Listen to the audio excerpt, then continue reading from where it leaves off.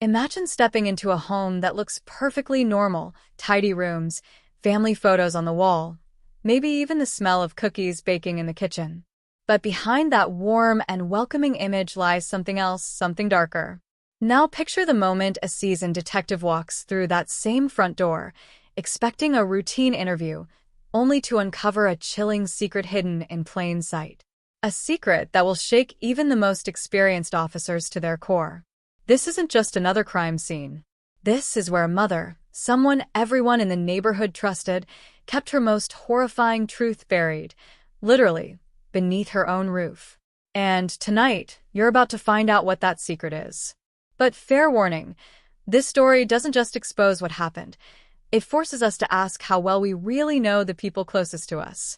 Now I want you to lean in, because this video isn't one you'll want to casually scroll past or play in the background while you multitask. What you're about to hear is the answer to that burning question that made you click. What did the detective find hidden inside that house? And how could a mother hide something so evil in plain sight for so long? You're going to get that answer, but only if you stay with me, because every single minute of this story builds on the next. The clues don't just appear, they evolve. The truth doesn't come rushing in. It creeps in, slowly, silently, until it finally reveals itself in the most shocking way possible. So, let's make a deal. Give me your full attention, and I promise I'll give you what you came here for. Together, we'll peel back the layers of a case so disturbing, it's left even veteran detectives unable to sleep.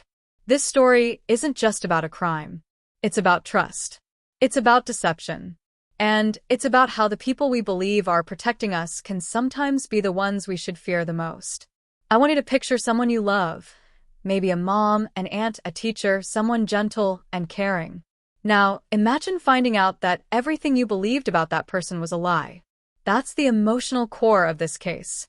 And it's what makes it hit harder than most. This isn't a Hollywood thriller. It happened in a quiet American neighborhood, in a home just like yours or mine, with neighbors who waved hello, kids who played outside, and no hint of what was lurking behind closed doors. And it all unraveled because one detective noticed something small, something strange, something off. That single moment of doubt led to the discovery of a lifetime. As we go deeper, I want you to really feel the tension of what it's like to be the one piecing this puzzle together. The creak of the floorboards, the ticking of the clock on the wall, the feeling that something just isn't right. Because when Detective James Hartley stepped foot inside that house, he couldn't have imagined what lay ahead. The mother in question, Diane Walker, was a beloved figure in her community, known for baking, for volunteering, for raising her 2 kids after her husband's sudden death. On the surface, she was the picture of strength and grace. But as you'll soon see, appearances can be dangerously misleading. What makes this case even more unsettling is that Diane didn't live alone.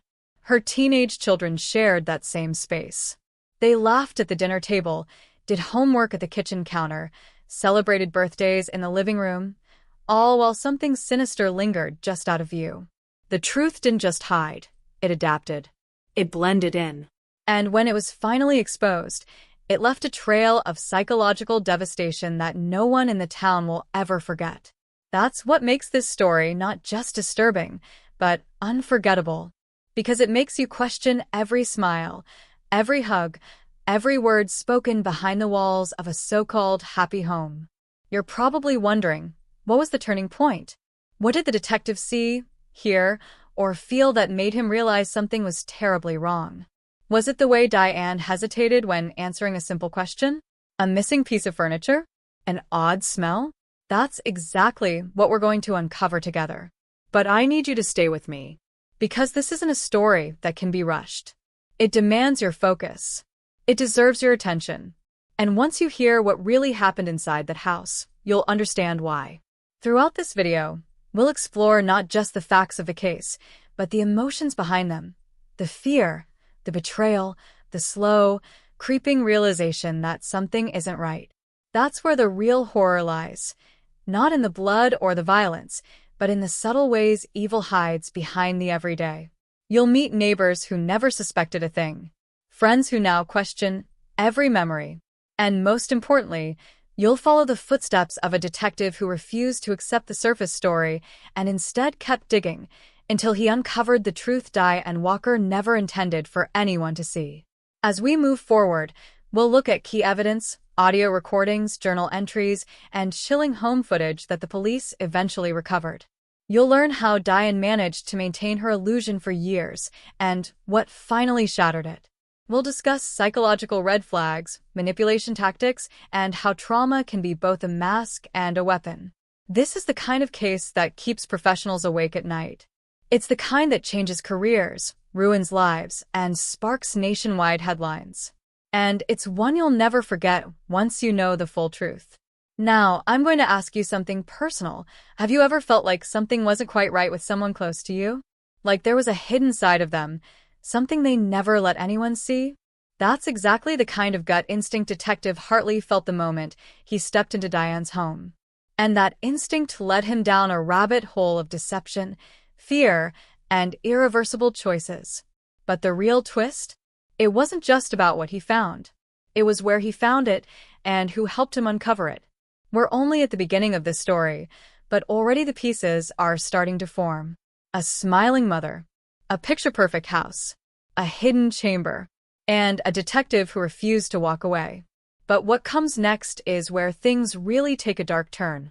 Because the truth Diane Walker buried in her own home isn't just shocking, it's something no one could have ever imagined.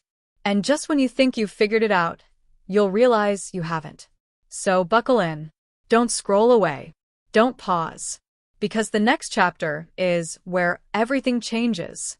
What the detective finds next will leave him speechless. And when you see it, you'll understand why. To be continued. Let me know when you're ready for part 2. February 2nd, just when Detective Hartley thought he had a lead solid enough to begin untangling the truth, everything started slipping through his fingers. It happened slowly at first, subtle things that could almost be brushed off. The camera found in the basement had no memory card, no connected hard drive, nothing to indicate what it had captured. When tech specialists dug into its serial number, they discovered it had been purchased anonymously using a prepaid debit card and a fake name. The chair, which initially seemed like a throwaway detail, turned out to be brand new, still with tags underneath, completely unused, almost like it had been placed there as part of a staged scene. The mattress, however, told a different story. Forensics pulled fibers, hair, and even some dark staining that later tested positive for blood. It was enough to alarm everyone, but not enough to confirm who had been down there or what exactly had taken place. Then something even more disturbing happened. Hartley returned to the house 2 days later to cross-reference the evidence with Rachel's and Lucas's school records. He wanted to map out their patterns and maybe connect any changes in behavior to what had been found inside the home. But when he got back to the station, he was met by an officer he barely recognized, an internal affairs guy from the city precinct named Thomas Avery, who'd never once been involved in a local case before. Avery handed Hartley a sealed envelope and informed him that the case was being reclassified under a broader investigation due to potential federal interest. Hartley had been officially removed. No explanation. No backup. Just an order to stand down. It didn't sit right. You have to understand, Hartley wasn't the kind of guy who let go of something because he was told to. Not when kids were involved. And definitely not when a woman with a squeaky clean reputation was hiding a secret basement, lying about her children's whereabouts, and possibly covering up something far darker than anyone had expected. So he did what any seasoned detective with a gut feeling would do. He kept digging quietly. He went back over everything. The neighborhood statements. The timeline. And that's when he noticed something he hadn't paid enough attention to before. Valerie, Diane's sister. Her name had come up in one of Diane's journal entries, a notebook found in a kitchen drawer, half filled with scattered thoughts and passive-aggressive prayers. In one entry dated 7 months earlier, Diane wrote, "Valerie thinks I'm too soft. She doesn't understand what it's like to keep them safe." That line haunted Hartley. Keep who safe? From what? And why would Valerie suddenly vanish without a word? He managed to track her down in another state, living under a different last name. She wasn't exactly cooperative when he called, but her voice trembled the moment he mentioned Diane. She refused to meet in person, only agreeing to a brief phone call, but what she shared changed everything. According to Valerie, Diane hadn't always been the calm, doting mother she appeared to be. There had been a change after her husband's death. Valerie never saw the accident report, but she swore Diane's behavior shifted dramatically right after the funeral. She became paranoid, secretive, and fiercely controlling of the kids. Valerie moved in to help, but said she eventually had to leave for her own safety. What stood out most was a chilling comment Diane once made late at night, in a whispered tone, after waking up in a cold sweat. "He's still here, and I have to protect them from what he left behind." Valerie believed Diane was suffering from delusions.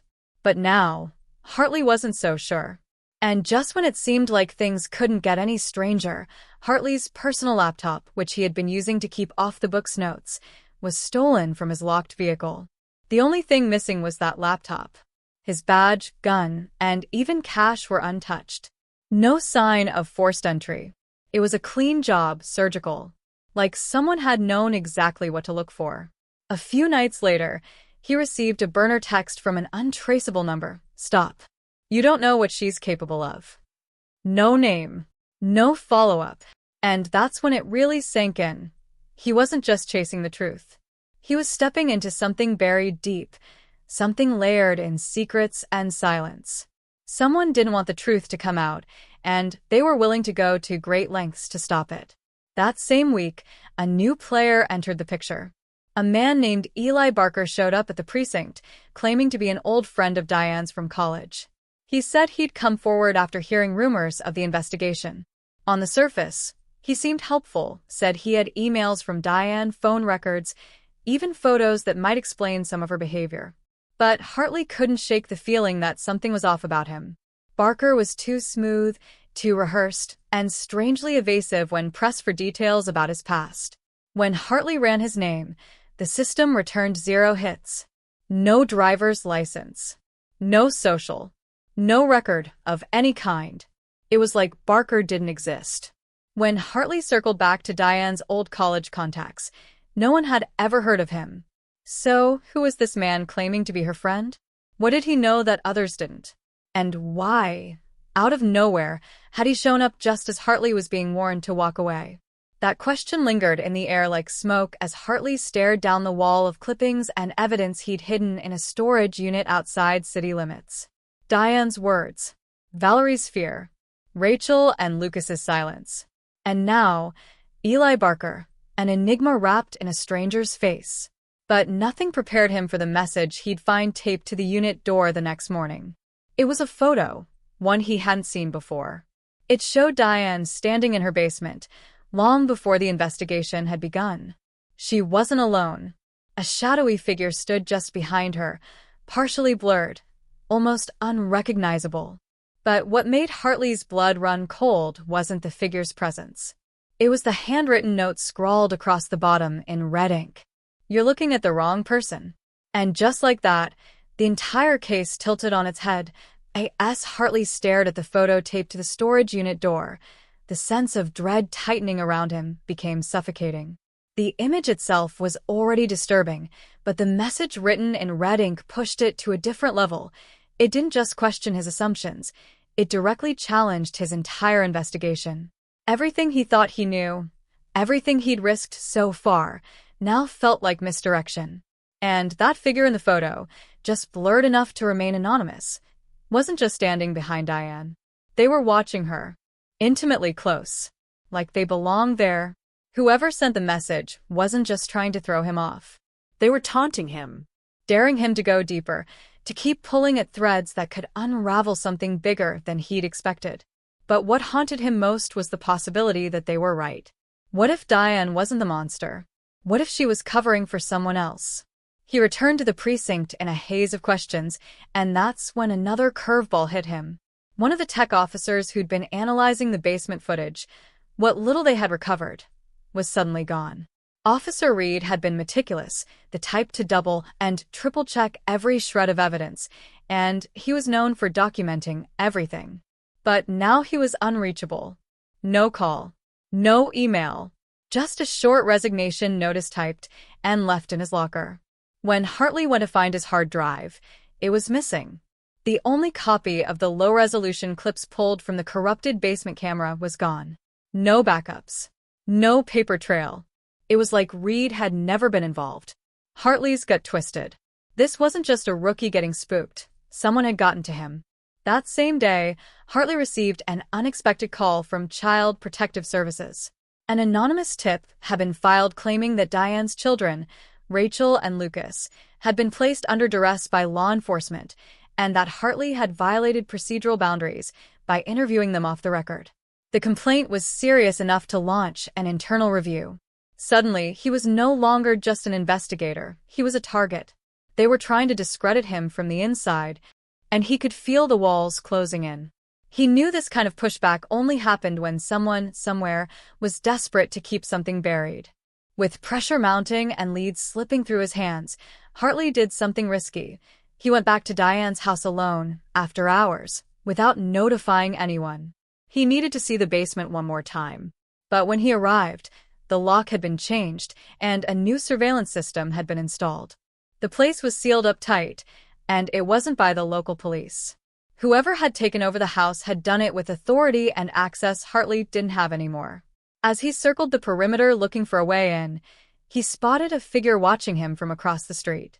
A man in a dark coat, standing half-concealed by a tree. When Hartley called out, the man turned and walked away without a word. Hartley followed, but within seconds, he was gone. Just vanished into the shadows. The next day, an old colleague from Homicide, Detective Mia Collins, reached out. She claimed she had intel on the case and insisted on meeting somewhere private. Hartley had worked with her before and trusted her judgment, but something about the urgency in her voice felt off. They met in a remote diner off the interstate, and she came in looking rattled.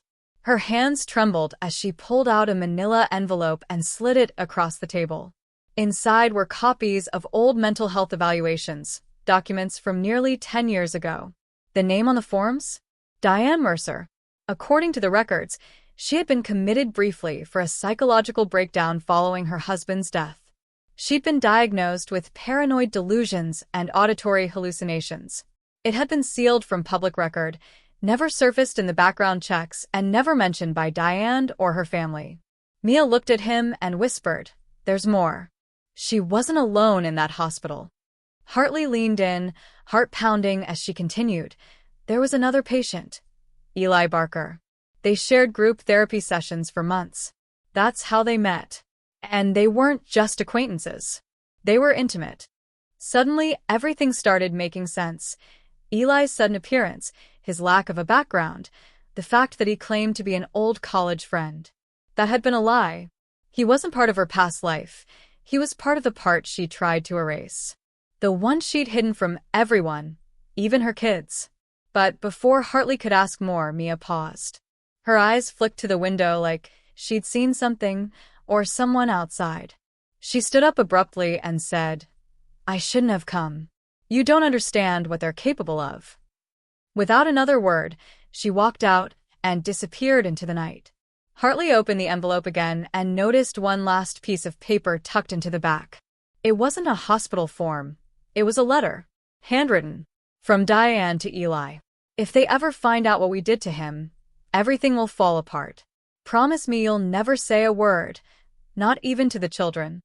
Hartley read that line again and again, trying to understand what it meant. Who was him? Her husband? Someone else?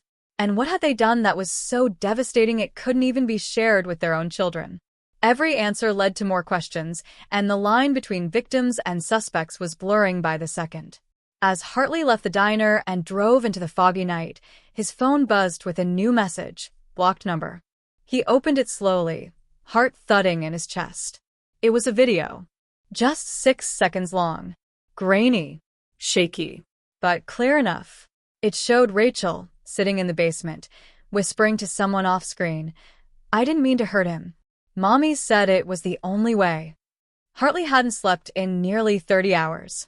The video clip replayed over and over in his mind like a broken reel, Rachel's small voice trembling as she confessed to something she barely understood, sitting alone in that basement that now felt less like a room and more like a trap. He didn't know who was behind the camera or who had sent it to him, but that brief moment, just 6 seconds, had detonated a bomb inside his chest. It wasn't just a case anymore. It wasn't just about Diane or Eli or even the children. Someone out there was watching him closely enough to know exactly when to strike. And they were done being subtle. The game had changed, and now it was personal. He tried retracing his steps, checking in with every contact, digging deeper into Diane's past, but it all seemed to lead to the same murky dead ends. Nothing new came up in official records. The hospital where Diane and Eli had been patients claimed to have purged their older files, citing outdated systems and privacy laws. The basement footage was still gone, and Officer Reed's resignation remained a quiet mystery until Hartley received a chilling update. Reed's apartment had been cleared out entirely. No forwarding address. No digital footprints. His phone had been wiped clean, and his last outgoing call? It had been to Hartley. As the air grew heavier and the days blurred into sleepless paranoia, Hartley noticed things that didn't sit right. The same silver SUV parked just a few houses down from his apartment 3 days in a row. The man with a baseball cap loitering in the grocery store parking lot, pretending to be on a call, but always turning away when Hartley looked directly at him. And then there was his neighbor, Mrs. Langston, a sweet retiree who always watered her roses like clockwork at dawn, now suddenly replaced by silence and a mailbox overflowing with newspapers. Hartley knocked on her door one afternoon, and when no one answered, he peeked through the blinds. Her living room was untouched, but her purse and keys were still sitting by the front door. She hadn't gone on a trip. She hadn't planned to be gone. She'd just vanished. That night, Hartley locked every window and door, sat with his back against the wall, and stared at his phone, waiting for another message. He knew someone would reach out again. The video wasn't a warning, it was a test. They were watching to see how far he'd go, what he'd do next. Around midnight, his screen lit up with a new text from another blocked number. This time it wasn't a video. It was a photo, grainy, zoomed in from a distance. It showed Hartley earlier that morning, standing in front of Mrs. Langston's house, looking through her window. The message that followed read, "You're getting too close. Back off or they'll find you in the dark too." He dropped the phone, a cold sweat breaking across his neck. The fear that had been sitting in his stomach for days now rose into full-blown panic. They weren't just monitoring him, they were close. Close enough to watch his every move. He thought about Diane again. About the note she had written to Eli. About the children. What did they do to him? Who was him? And what if Diane wasn't covering for herself or for Eli, but for Rachel? Could a child have done something so horrifying that 2 adults made a pact to bury it forever? The questions came faster than the answers. Hartley's thoughts spun out of control. What if the system had failed Rachel, and what she'd done had been a reaction, an act of protection? What if Eli and Diane weren't trying to cover up a crime, but shield a child from the fallout of something unspeakable? But then again, what if Rachel was no innocent victim? That 6-second clip didn't show fear. It showed guilt. The next morning, he drove to visit Mia. She hadn't responded to any of his texts or calls since their meeting at the diner. Her apartment was locked tight, blinds drawn. He buzzed 3 times. Nothing. A neighbor opened their door cautiously, whispering that they hadn't seen her in 2 days. Mail was piling up in her box, and her car was still in the lot. Hartley broke in. The place looked untouched. No signs of struggle. Nothing out of place. Except one thing. The manila envelope she'd given him at the diner was sitting on her coffee table.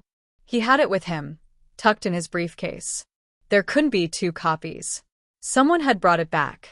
Or worse, she never made it home after their meeting. He picked it up, checking for any new additions. Inside, taped to the last document, was a handwritten note in messy, rushed handwriting. It read, "We buried the wrong secret." The words hit him like a punch to the chest. The wrong secret? That meant everything he'd uncovered so far wasn't the real horror. It was a decoy. Someone wanted him looking one way while the truth hid in the other. A darker, more twisted truth no one had dared to speak out loud. And then he heard it. A soft creak from the hallway. He froze. There were only 2 apartments on this floor. Mia's and the one next door. He stepped into the hall slowly, just in time to see a figure slip back into the neighboring unit. He followed cautiously, his heart pounding so hard he could hear it echo in his ears. As he stood at their door, trying to decide whether to knock or retreat, it opened a crack. A child's voice drifted out. "I told her not to tell you anything." And the door slammed shut in his face. "You said." Hartley didn't sleep that night. That voice, the child's voice, echoed in his mind like a sinister lullaby stuck on repeat. "I told her not to tell you anything." It wasn't Rachel's voice. It was softer, younger, yet strangely familiar. It didn't make sense. There were only 2 children in that house, according to every file, every interview, every neighbor count. But what if there weren't just 2? What if the biggest secret of all wasn't buried in the basement or hidden behind years of trauma, but was standing quietly behind the walls this whole time, never spoken about, never even listed by name? Hartley couldn't shake the feeling that the entire narrative had been leading him down the wrong path. Every clue felt suddenly flimsy. Every assumption hollow. The next morning, he did what he should have done from the very beginning. He pulled the original child welfare records from when Rachel was first placed into temporary care after her father's supposed death. Most of the files were redacted, messy, misfiled. But one note caught his attention, scribbled in the margin of an old intake form. Sibling discrepancy, flagged for follow-up, but unverified. Sibling discrepancy? There it was again. A whisper in the paperwork that someone had tried to silence. He dug deeper, finding a name that had appeared briefly on a school enrollment form, Caden. A boy, listed as Diane's son, 2 years younger than Rachel, but there was no trace of him in any later document. No school records after kindergarten. No medical visits. No birthdays. No social security activity. It was as if he had existed only on paper until he didn't. Hartley's hands trembled as he pieced it together. There had been 3 children in that house, not 2. And whatever happened in that basement all those years ago had something to do with the one no one wanted to talk about. Maybe he had died. Maybe he had disappeared. But something far worse clicked in Hartley's gut. What if he hadn't disappeared at all? What if he was still there, behind the walls of that house, not in the literal sense, but in the stories, in the silence, in the fear that wrapped itself around Rachel's every word? Fueled by desperation and a gnawing paranoia that everything he believed was upside down, Hartley drove back to the property. He didn't bother with protocol. He walked straight in. The house had been locked, but not well. Dust covered everything, the air heavy with the scent of rot and stale time. He moved toward the basement, pausing at the top of the stairs. This time he didn't hesitate. The flashlight in his hand revealed something new. Fresh scratches along the wall just beneath the stairs, as if someone had recently tried to claw their way out or in. He followed them down to the cold concrete floor and noticed a small wooden panel just to the left of the furnace, barely visible unless you knew where to look. It had no handle, only a faint groove. He pried it open. Inside was a crawl space, dark and narrow. He shined his light into it and froze. There were children's toys, some dusty, some disturbingly clean. A cracked plastic lunchbox. A coloring book with only one name scrawled over every page. Caden. Behind him, a creak. He turned quickly, heart pounding, expecting an intruder, a threat. But it was Diane's sister, Mia. Her face was pale, lips tight. She held something out toward him, a USB drive. "You need to see this," she said, her voice shaking. "I lied to you. I lied to everyone. There was never a suicide. Eli didn't kill himself. He found Caden, and he tried to bring him out." Hartley's stomach dropped. Everything he thought he knew, the suicide, the mother's breakdown, the daughter's trauma, it had all been built around a lie. He took the drive and plugged it into his laptop, still crouched in the basement. The screen flickered to life, and a grainy video began to play. It showed Eli pacing, holding a flashlight, whispering into the camera. "They said he wasn't real. But I've seen him. He talks to Rachel. He leaves notes in her backpack. I hear him at night, laughing. They think I'm crazy. They think I imagined it. But I'm telling you, he's real. He's still here." And then Eli looked directly into the camera, tears streaming down his face. I don't know how long I can keep pretending. Diane, she made me choose. And I chose wrong. Hartley felt cold seep into his bones. The idea that Caden had never left, that he had somehow been living, hiding, or existing in a way none of them understood, was impossible to comprehend. But even more chilling was what Mia said next. He wasn't a normal kid, she whispered. Things happened around him. Right, the climax of the story, where all the mysteries come to a head. Maybe the main character confronts the villain or uncovers a final piece of evidence that explains everything. This section should be intense, unpredictable, and filled with tension. Ensure the final battle, whether physical or psychological, is memorable and emotionally powerful. Keep viewers on the edge of their seats until the very last moment, but include one last unexpected twist that they didn't see coming. Maintain the natural, suspenseful storytelling in large paragraphs, avoiding short sentences or one-liners. Write the content by targeting U.S. audience. Use the keywords which are trending on YouTube search. Write the climax of the story, where all the mysteries come to a head. Maybe the main character confronts the villain or uncovers a final piece of evidence that explains everything. This section should be intense, unpredictable, and filled with tension. Ensure the final battle, whether physical or psychological, is memorable and emotionally powerful. Keep viewers on the edge of their seats until the very last moment, but include one last unexpected twist that they didn't see coming. Maintain the natural, suspenseful storytelling in large paragraphs, avoiding short sentences or one-liners. Write the content by targeting U.S. audience. Use the keywords which are trending on YouTube search. A call from his captain. Stern. Cold. You've gone too far, Hartley. Drop this case or turn in your badge. Effective immediately. It didn't make sense. No one had officially filed a complaint. There was no public outcry, no legal pressure. Only silence and a sudden, sharp clampdown from the top. The captain wouldn't answer his questions. Wouldn't explain. Just told him that it was over. Let it go. Walk away. And maybe part of Hartley wanted to. He could leave the chaos behind, preserve what little sanity he still had. He could hand the evidence over, seal it in a report, and hope someone else would brave the fire. But hope wasn't enough. Not anymore. Later that evening, as he sat alone in his apartment surrounded by open case files, flash drives, and conflicting witness reports, a knock came at the door. It was Rachel. She was pale, trembling, her hoodie pulled over her head like a shield. She told him she had run away from her group home. Said she felt like she was being watched. Said she couldn't sleep because Caden was talking to her again, not out loud, but in her dreams. In her head. She didn't know what was real anymore. But she remembered something she hadn't before, the night their father died. Not a suicide like the report said. Not exactly. She remembered Eli standing in the kitchen, whispering into the phone, telling someone he had seen Caden climb out of the crawlspace, that his eyes were different. She remembered Diane walking in and demanding the phone.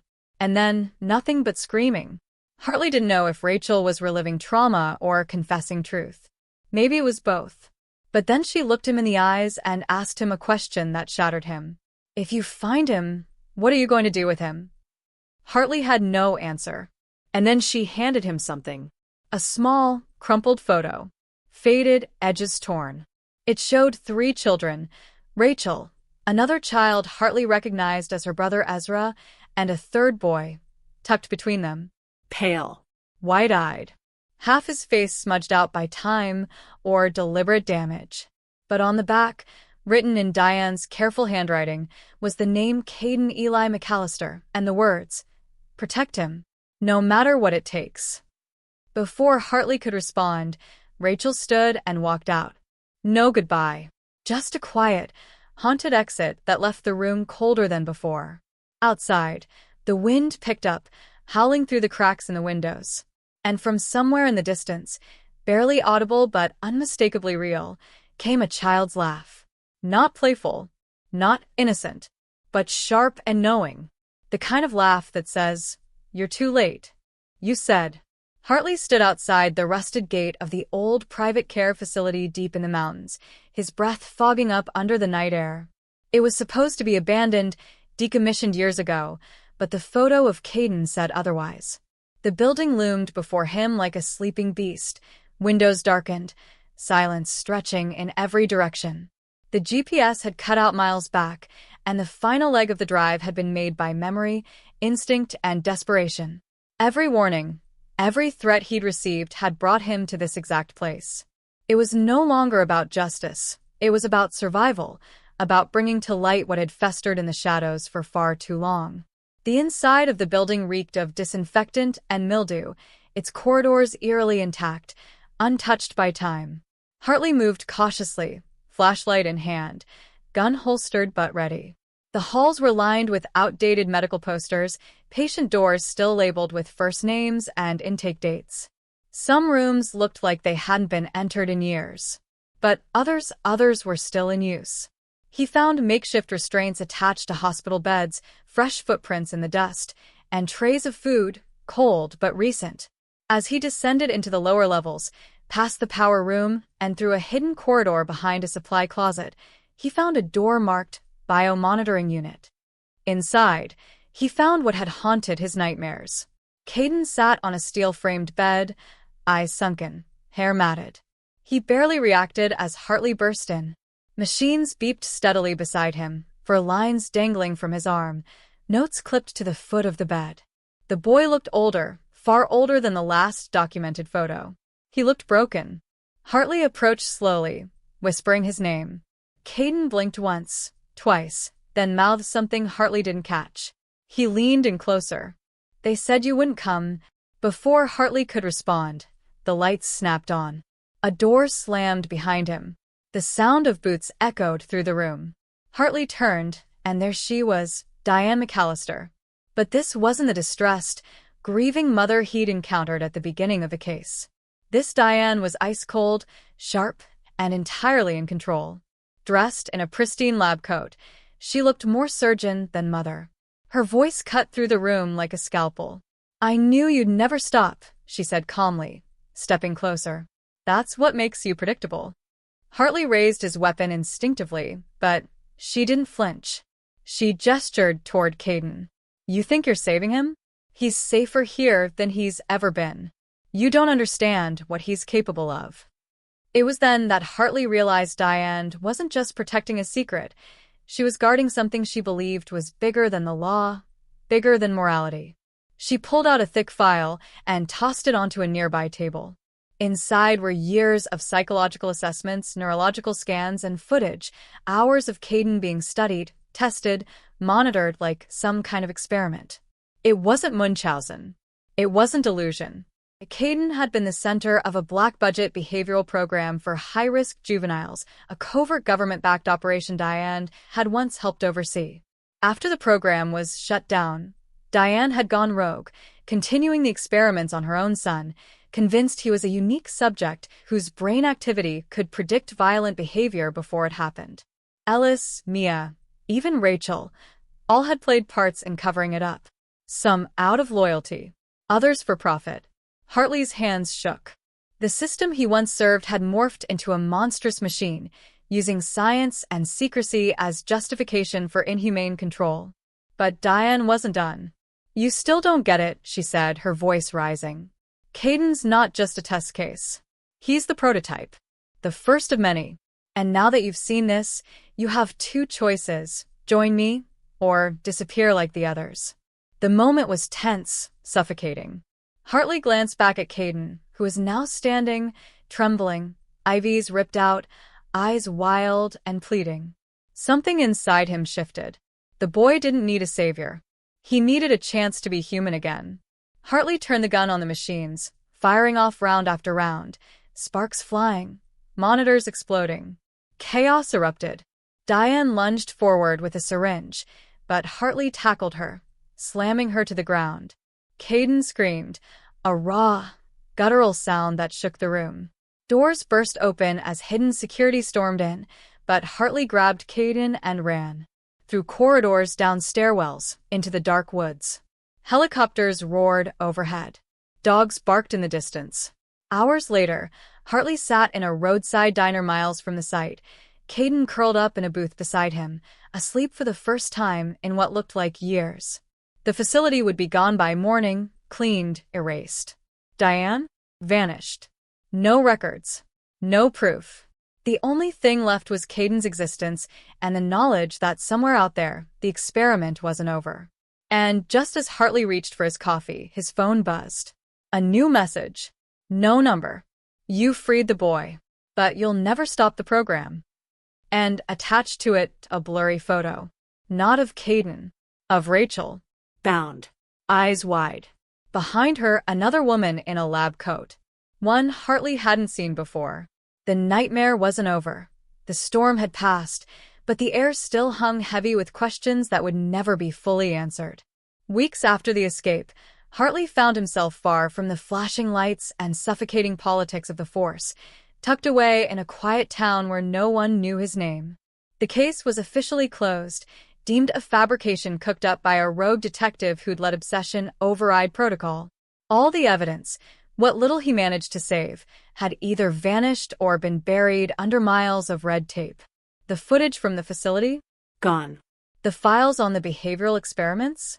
Redacted to the point of meaninglessness. And Diane? She disappeared like smoke, no charges filed, no pursuit issued. It was as if the whole operation had folded back into the darkness it came from, leaving only the scars behind.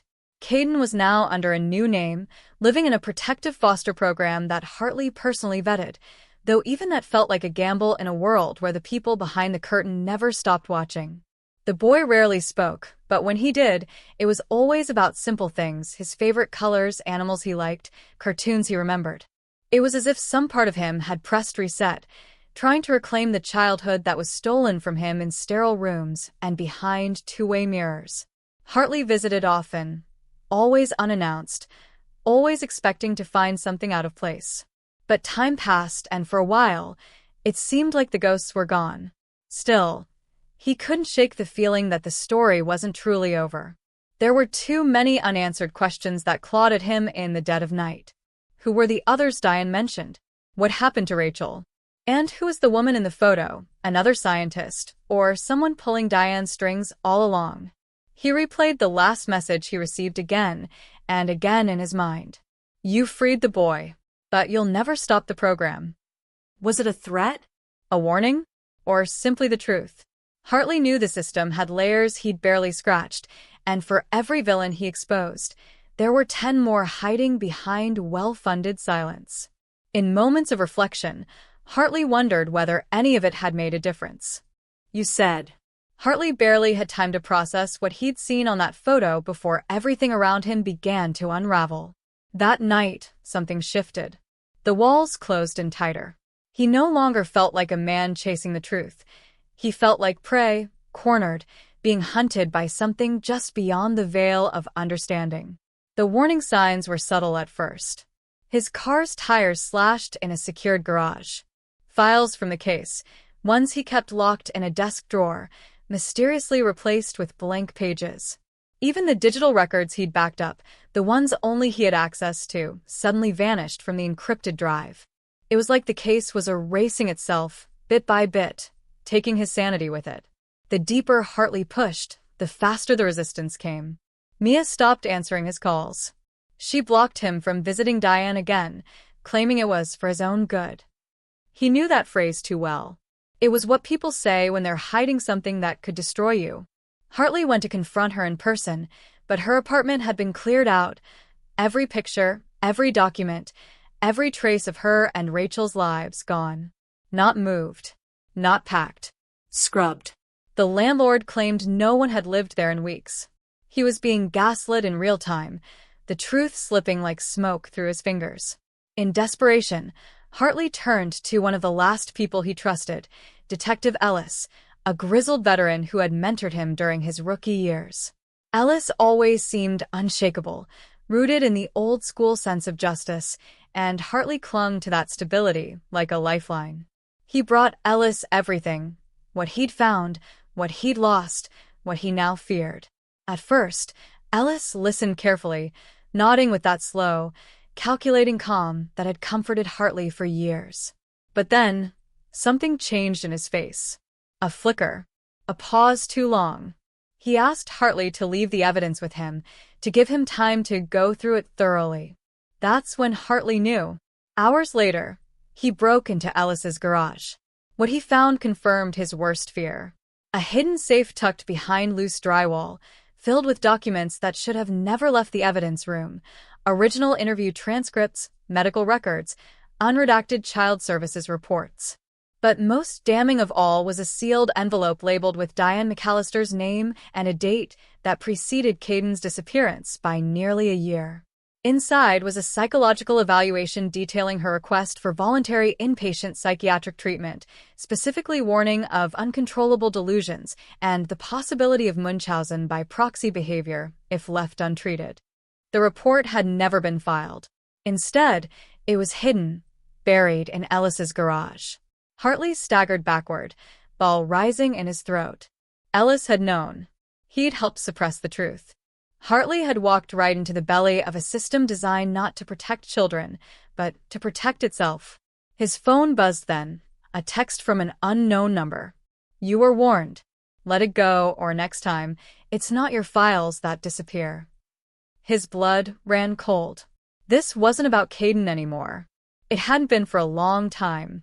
This was about a network of people, child services agents, medical professionals, even police officers, who had buried this case because the truth was too monstrous to face. Diane wasn't just a mother with a troubled past. She had connections. People who owed her favors. People who had something to lose if the truth came out. The conspiracy reached into every layer of authority Hartley once believed in. And now, he wasn't just an outcast cop, he was a liability. He tried to contact Rachel again, but the number was dead. No trace of her. No trace of Mia. Even the foster home where she was placed had shut down, citing administrative restructuring. Hartley was running out of time, and he knew it. The noose was tightening. He started noticing a dark SUV parked outside his building.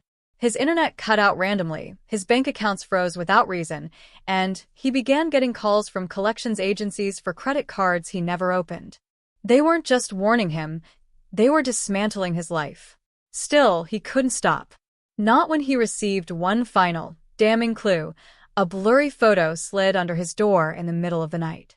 It was of Caden, not as a child, but as a teenager. Gaunt, pale, standing in what looked like the basement of a medical facility, surrounded by machines and restraints. A timestamp from just 2 weeks ago. Hartley stared at the image for hours, unable to look away. Caden was alive. And he wasn't just a forgotten child. He was being kept, contained. Then he saw the second figure in the background. Diane. Smiling. That was when Hartley finally understood. The McAllister case wasn't a tragedy, it was a controlled experiment. And he had just become the next variable. He wasn't hailed a hero. His badge was quietly taken, his name kept off the record, his warnings dismissed as unstable ramblings of a man who saw patterns where there were none. But he knew the truth, and so did Caden. And sometimes that had to be enough. Some truths weren't meant to go viral or spark outrage. They were meant to be carried, understood in silence, protected like a fragile spark in a windstorm. Because once you'd seen the machine behind the curtain, you never looked at the world the same way again. One night, sitting on his porch as the sun dipped below the horizon, Hartley watched a car drive slowly past his house, its headlights dimmed, its windows tinted. It didn't stop. It didn't turn around. It just passed by, almost too slowly. He stared at it until it vanished around the bend, heart thudding like a war drum. Maybe it was nothing. Maybe it was everything. He knew better than to believe in coincidences. Still, he didn't grab his gun. He didn't call anyone. Instead, he went back inside and sat across from the old corkboard he had reassembled. Not for proof, not for justice, but to remind himself that even in the quiet, the story was still alive. Somewhere out there, another case was waiting. Another child was being watched. Another parent was being lied to. The war hadn't ended. It had simply gone underground. And as the screen fades to black, the final image lingers, an unmarked envelope resting in Hartley's mailbox the next morning. No return address. Just a single USB drive inside and a handwritten note that reads, "You saved one. Now, let's see if you can save the next." Whatever piece Hartley had found was gone again. And somewhere deep in the shadows, the next story was already unfolding. The screen went black. Hartley gripped the wheel, trying to catch his breath. Something was happening here. Something no one had prepared him for. And just when he thought he might finally be getting close to the truth, he realized it was far more terrifying than he could have ever imagined.